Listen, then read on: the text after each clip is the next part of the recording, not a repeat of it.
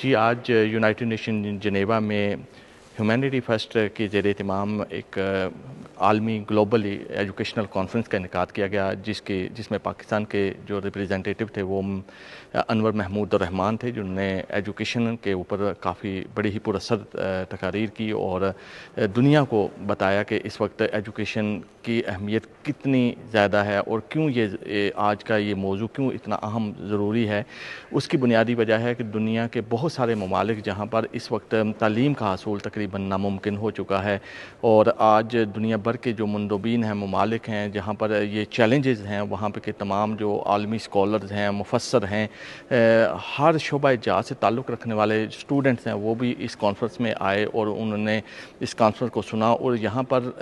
सबसे ज़्यादा और सबसे अहम जो बहस है वो यही थी कि बच्चों को तालीम दिलाई जाए और बच्चों की महारत में इजाफ़ा किया जाए और जो बच्चे इस वक्त स्कूलों से बाहर हैं उनको स्कूलों के अंदर लाया जाए, उनके लिए उनके खाने, उनके मेडिकल, उनकी तालीम का बेहतरीन बंदोबस्त किया जाए। और इस हवाले से ह्यूमैनिटी फ़र्स्ट तंजीम की जानिब से पूरी दुनिया से ये ग्लोबली अपील भी की गई है कि वो उनके साथ दें और इस एजुकेशन का जो मसला है इस वक्त पूरी दुनिया को जो चैलेंज है उसके हल के लिए वो अपना किरदार अदा करें। और मैं समझता हूँ कि पाकिस्तान की जो रिप्रेजेंटेटिव थे अनवर महमूद रहमान साहब,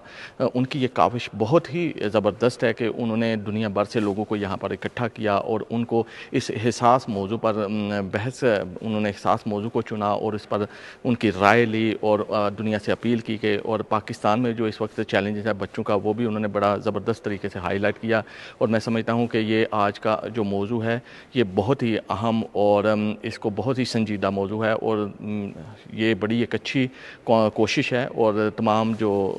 लोग थे, जो ऑडियंस थी, उनने इस कॉन्फ्रेंस को ना सिर्फ सराहा बल्कि इसकी बेहद तारीफ़ की और उन्होंने कहा कि इस तरह इस कॉन्फ्रेंस को तवात्तर के साथ जारी रहना चाहिए और हमें कोशिश करनी चाहिए कि ये इसको प्रैक्टिकल इम्प्लीमेंट किया जाए।